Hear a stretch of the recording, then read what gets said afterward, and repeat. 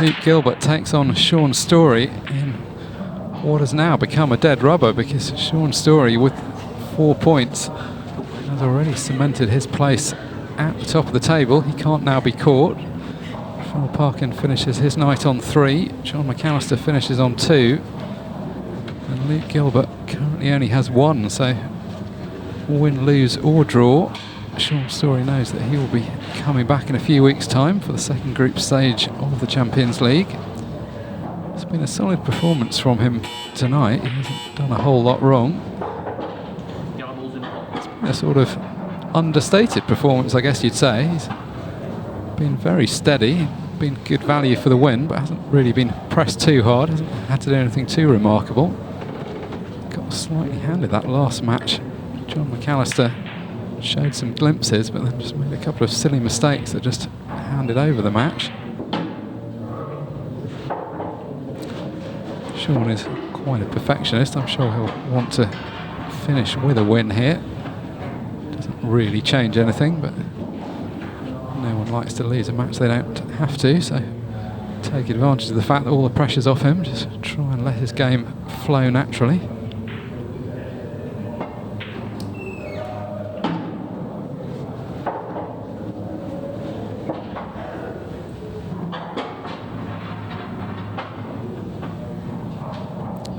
Good position to get the first frame on the board.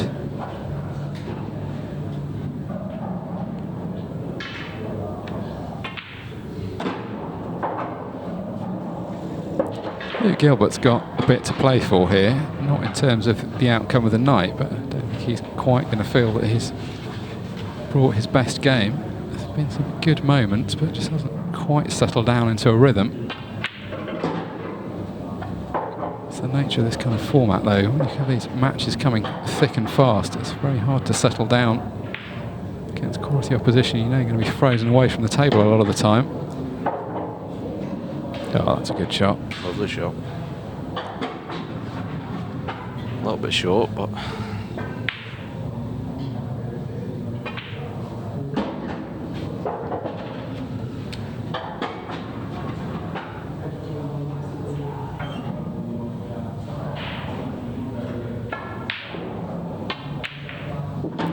well, as befits the already crowned group champion, which of course is all part of the package of being a professional player.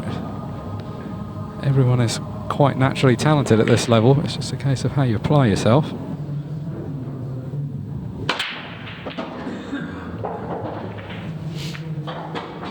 The break in particular is something over the years he's worked a lot on. He's got a few different breaks. He's quite deliberate. Some people just have a few breaks and sort of use whichever one they fancy at a moment, but with Shaun you always sort of feel there's a bit more science behind it. He's practiced a specific thing. Science behind it, then misses that. Incredible, really, that miss. And he knows it as well. Yeah, both players enjoying a smile. Thinking, what have I done there? A bit easier to see the funny side to that when you've qualified. If this is the match that you need to get something out of, you wouldn't be smiling. From Luke's point of view, I don't know, you just sort of feel like you haven't seen that much of him. It's by no means been a catalogue of mistakes, but perhaps had quite as much table time as he needed.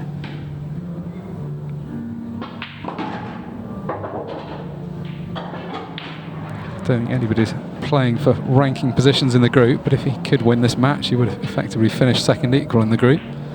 So it's ultimately irrelevant. Only the one person goes through, but still obviously going to want to try and get something out of the last game. Well, obviously, you've still got ranking points to think about. Oh, what's he done here? What's this? That's possibly the worst shot of the night, I think. We can think back of bad shots of the evening. That's certainly up there. Let's have a look what Team Blessed is capable of doing from this point. Yeah, I'd like to think it's all just part of a master plan. He's setting himself up for the highlights reel moment. Yeah. There you go, look, there he is. Terrible position there, he should have played on the 8 ball. Just somehow knew as he lined that up, he just fancied him to make that ball. He's going to have to pull out another one though.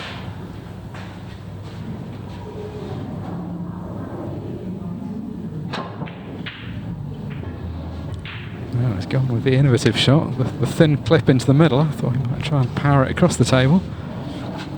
Obviously easier to have a bit of fun at this hour of the night when the match has already been, or the tournament has already been decided.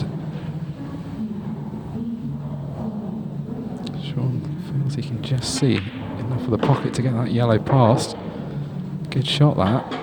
Driving the cue ball forward as well to get position on what could have been the difficult ball. Now these balls are laid out beautifully, just to kind of line up down the middle of the table.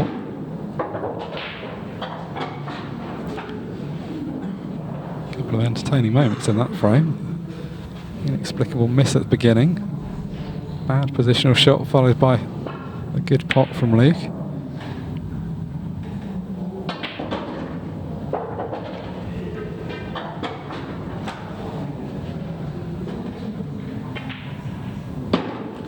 Yeah, Shaun just going through the motions now.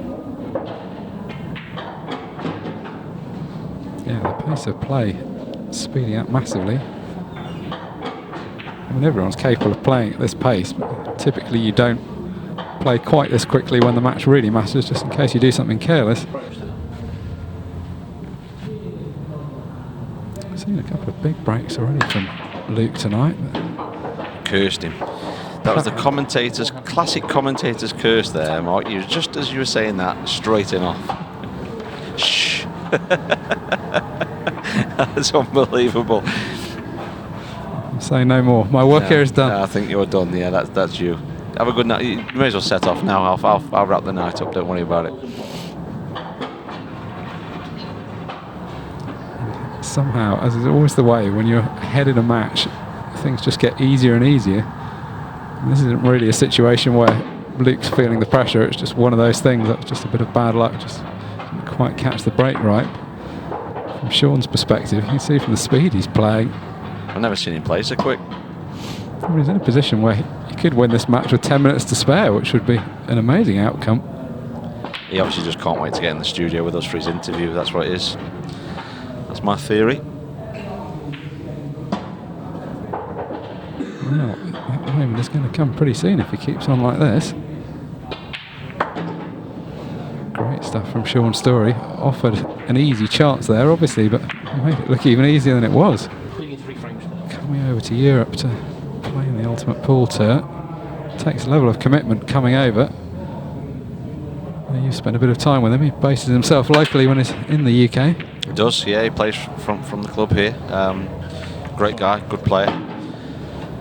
Yeah, it's always a pleasure to see Paul. He always, well, more often than not, brings the family with him as well. I think last time he was here, they've kind of done a bit of a world tour. I think they've been everywhere, so there ain't many places that they haven't been now, I don't think, across the world. So I think it's probably space exploration next. I think that's the only thing they can aim for. But yeah, great to see him sort of committed to UP and making the long trip over for the events. A level of commitment from the Australian players generally, over the years, and particularly Jake McCartney and Paul Clack in recent seasons for these Ultimate Pool events. It's a long way to come. Yeah, it was great to see Jake in China. He was there batting away, so it was great to spend some time with him. Great group of lads.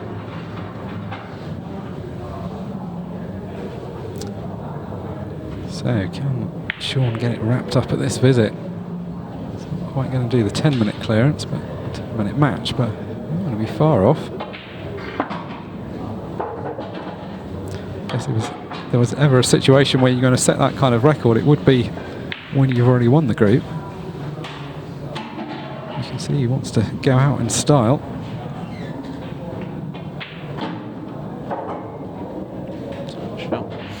Yeah, he'll absolutely want to, send a message out, for sure.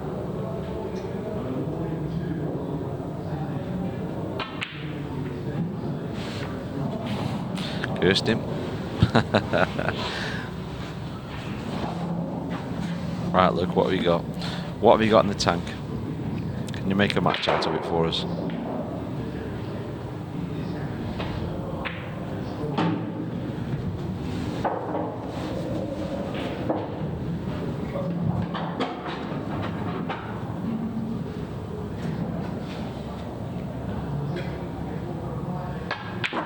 Still got enough time to make a match out of it, but unfortunately, if he's going to play shots like that, it's going to be hard to get back.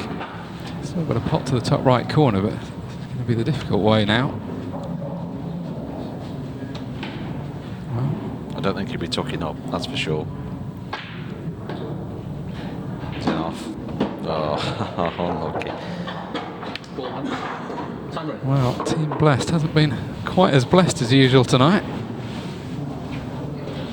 There's been 1 or 2 errors creeping in. Shaun does clear up from here. Luke will end up bottom of the group with just the single point. Another great performance from Shaun Storry. It was a match that he didn't have to win, but it's a match that he's won in great style. He completes the group victory with 6 points out of a potential 6 points.